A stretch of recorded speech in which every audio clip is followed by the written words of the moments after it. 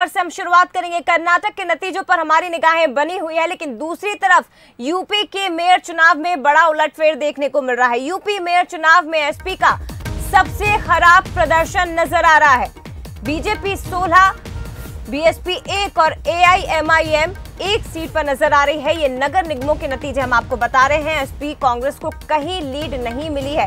हालांकि मेरठ से एआईएमआईएम प्रत्याशी आगे जरूर चल रहे हैं, लेकिन ये महत्वपूर्ण खबर है यूपी में, जहां इस वक्त मेयर चुनाव में बड़ा उलटफेर नजर आ रहा है। यूपी मेयर चुनाव में सपा का सबसे खराब प्रदर्शन, केवल 1 सीट पर वो बनी हुई नजर आ रही है। वहीं कांग्रेस को कहीं लीड मिलती दिखाई नहीं दे रही है। ये बड़ी खबर है।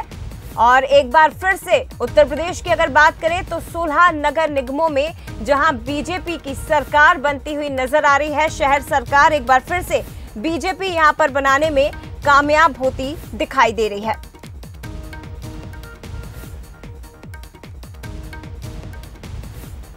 चलिए ज्यादा बातचीत हम करेंगे, सीधे रुख करते हैं। हमारे साथ विशेष संवाददाता आलोक राय इस वक्त जुड़ गए हैं। आलोक, ये महत्वपूर्ण हो जाता है यूपी मेयर चुनाव में। हम देख रहे हैं कि बीजेपी लगातार आगे बढ़ती दिखाई दे रही है, लेकिन सबसे खराब प्रदर्शन इस वक्त एसपी का नजर आ रहा है। बिल्कुल जया, जो है लोकसभा चुनाव से पहले जो निकाय चुनाव हो रहे हैं उत्तर प्रदेश में, वो बहुत महत्वपूर्ण माने जा रहे थे। और इसीलिए अगर बात करें प्रचार की, तो सीएम योगी आदित्यनाथ समेत संगठन के तमाम जो है पदाधिकारी, साथ ही साथ जो मंत्री थे सरकार के, वो लगातार दौरे कर रहे थे, जनसभाएं कर रहे थे, घर घर संपर्क कर रहे थे। तो कहीं ना कहीं उनकी एक बड़ी तैयारी थी।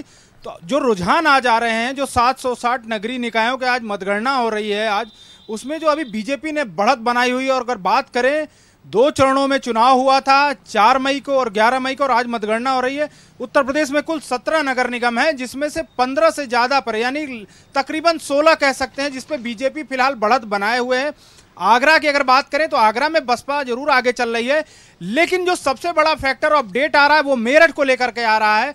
मेरठ में समाजवादी पार्टी के जो मुखिया हैं अखिलेश यादव, उनके करीबी विधायक जो है अतुल प्रधान की पत्नी सीमा प्रधान को जो है वहां पर चुनाव का टिकट दिया गया था मेयर का, लेकिन वहां पर ओवैसी की पार्टी यानी एआईएमआईएम के जो है प्रत्याशी मोहम्मद अनस आगे चल रहे हैं। तो ये एक बड़ा उलटफेर होने जा रहा है मेरठ में। वहां भाजपा दूसरे नंबर पर है, हालांकि वो लोग आगे पीछे चल रहे हैं, लेकिन अगर ओवैसी की पार्टी यहां जीतती है तो जाहिर सी बात है उसकी एक बड़ी एंट्री होगी, क्योंकि असदुद्दीन ओवैसी लगातार उत्तर प्रदेश में मेहनत कर रहे हैं। बड़ा अहम सवाल है आलोक, आपसे जानना चाहूंगा मैं, बड़ा अहम सवाल ये है कि जिस तरह से लॉ एंड ऑर्डर के मोर्चे पर हमने देखा है कि उत्तर प्रदेश की सरकार और खासतौर से मुख्यमंत्री का एक बड़ा क्लियर स्टैंड है। अतीक अहमद हत्याकांड और उसके पहले तमाम चीज़ें, जिस तरह से उत्तर प्रदेश में वहाँ की सरकार बाहुबलियों के लिए, माफियाओं के लिए खौफ का दूसरा नाम बन गई है, क्या आपको लगता है कि उसका फायदा बीजेपी को इस इलेक्शन में और बहुत मजबूती से मिलता नजर आया है निकाय इलेक्शन में? जी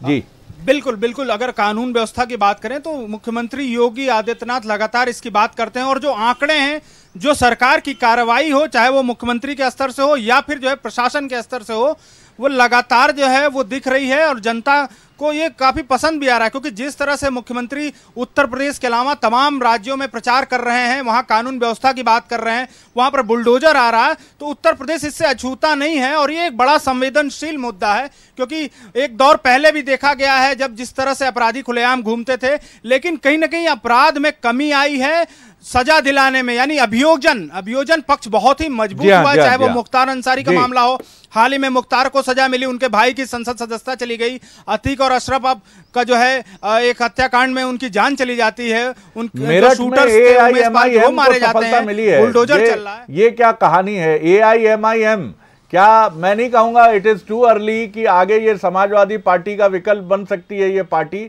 लेकिन एआईएम का खाता खुलना, क्योंकि हमने देखा मध्य प्रदेश के निकाय चुनाव में भी बुरहानपुर में कुछ पार्षद एआईएमआईएम के और कुछ दूसरी जगह भी जीते। तो एआईएमआईएम क्या अल्पसंख्यकों की आवाज, मतलब अभी बहुत शुरुआती स्तर है, लेकिन बनता हुआ दिख रहा है क्या आपको? मेरठ में इसकी सफलता बहुत मुझे लगता है सिग्निफिकेंट तो है। जी जी बिल्कुल बिल्कुल। अगर मैं अब से पहले वही बात कर रहा था कि अगर ओवैसी की पार्टी से अगर पहला मेयर मेरठ में बनेगा तो निश्चित रूप से एक बड़ा मैसेज होगा, क्योंकि ओवैसी लगातार मेहनत कर रहे हैं उत्तर प्रदेश में, बिहार में, लेकिन चुनाव के रूप में उत्तर प्रदेश में उनको अभी कोई सफलता नहीं मिली थी। मेयर का इलेक्शन जरूर एक छोटा है, शहर की सरकार बोलते हैं, लेकिन इसका संदेश बड़ा होगा, क्योंकि समाजवादी पार्टी ने भी जो है तमाम मुस्लिमों को टिकट दिया था। बीजेपी की बात करें तो पहली बार बीजेपी ने पिछड़े वर्ग को, खासकर मुस्लिमों में 350 से ज्यादा लोगों को टिकट दिया था। लेकिन जिस तरह से मेरठ में ओवैसी की पार्टी का कैंडिडेट अगर जीतता है तो निश्चित रूप से एक संदेश बड़ा होगा और ये अखिलेश यादव को सोचने पर मजबूर करेगा, क्योंकि ओवैसी ने अपनी रैलियों में, अपने प्रचार में सबसे ज्यादा हमला अखिलेश यादव पर ही बोला था। आलोक, आप कोशिश कीजिएगा, ओवैसी की तरफ से कि मेरठ से जो AIMIM के जो भी महापौर के कैंडिडेट हैं वो हमसे जुड़ पाए, हम पूरी कोशिश करेंगे। और मुझे लगता है कि AIMIM और आम आदमी पार्टी, इनकी बड़ी गहरी टक्कर तो बीजेपी से होती है, लेकिन फायदा बीजेपी को मिल जाता है। तो एक बड़ा दिलचस्प रिश्ता है AIMIM और आम आदमी पार्टी का। देखते हैं आगे जाके ये और किस तरह आगे बढ़ता है। बहुत शुक्रिया आलोक, कोशिश कीजिएगा मेरठ से जो कैंडिडेट हैं वो अगर जुड़ पाए हमारे साथ तो हमें लगता है कि कुछ हम नई चीज़ें एक्सप्लोर कर पाएंगे। भले ही दूर की कौड़ी लगे, लेकिन AIMIM ने अपनी ज़मीन उत्तर प्रदेश में बनानी शुरू कर दी है, जैसा आलोक हमें बता रहे थे, और ये उनकी पहली बड़ी सफलता है। माफ़ कीजिएगा, मेरठ कोई छोटा शहर नहीं है साहब, बड़ा इंपॉर्टेंट शहर है, और वहाँ से मेयर का आना ये बहुत महत्वपूर्ण बात है, बहुत ही इंपॉर्टेंट बात है। बहुत शुक्रिया आलोक, आपने ये पूरा अपडेट हम तक पहुँचाया। तो उत्तर प्रदेश में तो बिल्कुल आंधी चली है योगी आदित्यनाथ की, और इस आंधी में एक बार फिर अखिलेश यादव और समाजवादी पार्टी उड़ गई है।